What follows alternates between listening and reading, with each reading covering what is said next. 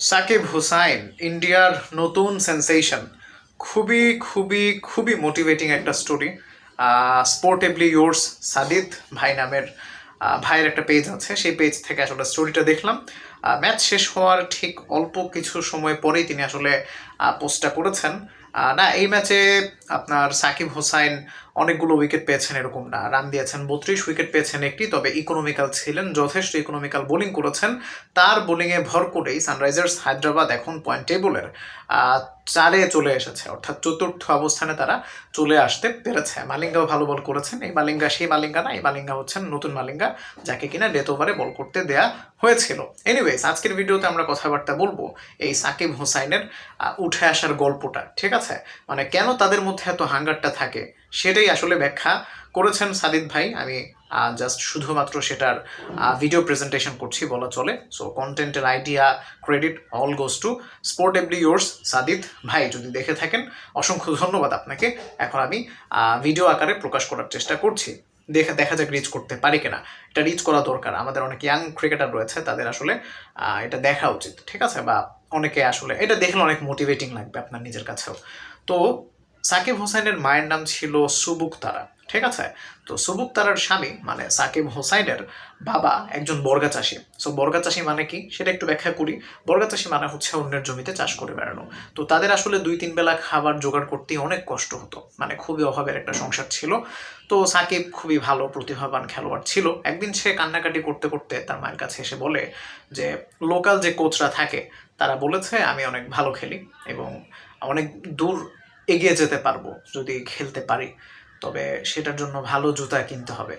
তো জুতার দাম হচ্ছে 15,000 রুপির মতো, স্পাইকওয়ালা জুতা। এখন সুবুক তারা তো মানে প্রথমত প্রশংসা শুনে খুশি, দ্বিতীয়ত হচ্ছে এত টাকা দিয়ে জুতা কিনতে হবে, এক জোড়া জুতা, তার স্বামীর ইনকামের চাইতেও কিছুটা বেশি। তার সামনে তখন 2টা অপশন ছিল। নাম্বার 1, ছেলের স্বপ্নকে তুড়ি মেরে ফেলে দেয়া। কিসের খেলাধুলা, তুই আমাদের সাথে কাজ কর, তোর বাবার সাথে হাত 2-1 বছর পর থেকে কাজে হাত দে, সংসার এমনিতে অভাব।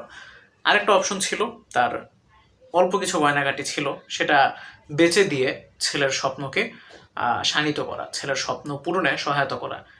সুবুক তারা সেই দ্বিতীয় অপশনটাই বেছে নিলেন। তিনি তার শেষ সম্বল অল্প কিছু গয়নাগাটি বেচে দিলেন, স্পাইকওয়ালা জুতা সাকিব হোসেন কিনলেন এবং সেই স্পাইকওয়ালা জুতা দিয়েই হচ্ছে তিনি টেপ টেনিস খেলা শুরু করলেন। একটা সময় ভালো করলেন, ম্যাচ প্রতি 500 থেকে 2,000 রুপি পর্যন্ত কামিয়েছেন অনেক সময়। সেটা দিয়ে চলতে লাগলো তাদের সংসার।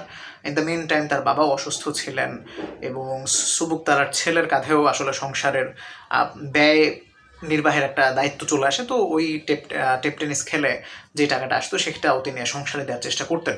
এভাবে ওই যে 15,000 টাকার জুতা, ওই জুতা পরে পরে দৌড়াতে দৌড়াতে একটা সময় তিনি কেকেআরের স্কাউটে চলে গেলেন। কেকেআর তো না, সরি, চেন্নাই সুপার কিংস, যে দলকে তারা আসলে আজকে হারিয়েছে, চেন্নাই সুপার কিংসকে তো, তাই না? তো চেন্নাই সুপার কিংসের হয়ে আস্তে আস্তে কেকেআরে হয়ে এই 2টা মাধ্যম হয়ে তিনি চলে আসলেন সানরাইজার্স হায়দ্রাবাদে।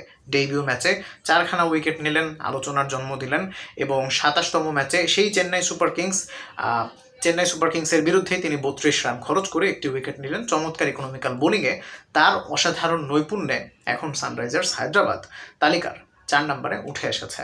সো এই হচ্ছে মূলত সাকিব হোসাইনের উঠে আসার গল্প।